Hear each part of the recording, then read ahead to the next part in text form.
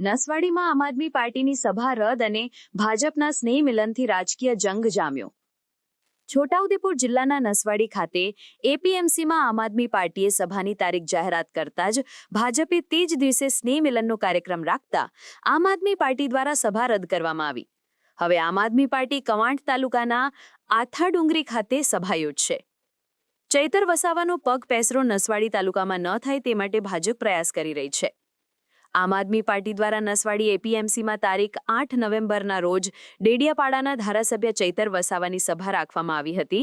તેનો પ્રચાર આમ આદમી પાર્ટીએ આખા જિલ્લામાં કરી નાખ્યો હતો અને સોશિયલ મીડિયામાં પણ ચૈતર વસાવાના ફોટા સાથે બેનરો મૂકવામાં આવ્યા હતા। આ સભા જિલ્લા પંચાયત અને તાલુકા પંચાયતની ચૂંટણીની તૈયારીના ભાગરૂપે યોજાવાની હતી, જ્યારે ભાજપને આની જાણ થતાં તાબડતોબ ભાજપે રાતોરાત સ્નેહ મિલનનો કાર્યક્રમ નસવાડી એપીએમસીમાં રાખતા ભાજપ અને આમ આદમી પાર્ટીની સભા એક જ દિવસે થઈ જતા આમ આદમી પાર્ટીને સભા રદ કરવાની નોબત આવી। ભાજપ દ્વારા આમ આદમી પાર્ટીના ધારાસભ્ય ચૈતર વસાવા છોટાઉદેપુર જિલ્લાના તાલુકા મથકો પર સભા ન કરે તેની આખી રણનીતિ બનાવાઈ છે। તાલુકા મથકો પર સભા થાય તો તેની અસર સીધી આખા તાલુકામાં પડે, જેને લઈને ચૈતર વસાવાને તાલુકા મથક પર સભા ન કરવા દેવા માટે આખો તખ્તો ઘડી નાખવામાં આવ્યો।